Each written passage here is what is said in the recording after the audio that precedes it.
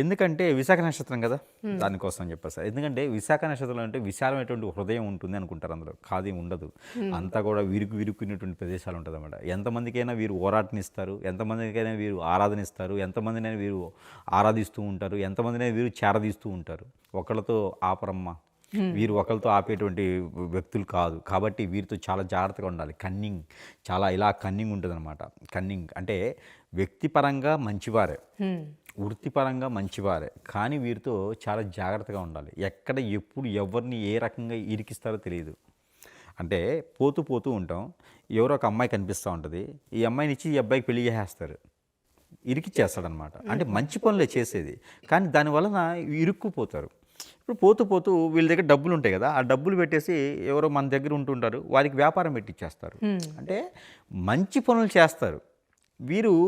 అలాంటి మంచి పనులు చేసేవారు మానవ జీవితంలో ఉండడం అనేది సహజమైనటువంటి మామూలు విషయం కాదు కదా. అదే అందుకని అలాంటి వాళ్ళతో చాలా డేంజరస్ అనమాట. మన జీవితాలని బాగు చేస్తారు, అందుకని డేంజరస్ వాళ్ళు. ఎప్పుడో పోయే జీవితాన్ని పంపిస్తూ ఉండాలి, వాళ్ళు అలాగా పంపించరు, ఆనకట్టేసి ఆపుతూ ఉంటారు. కాబట్టి అలాంటి విశాఖ నక్షత్రం చాలా గొప్ప విషయం. ఆ విశాఖ నక్షత్రానికి కేతు అధిపతి ఉంటారు.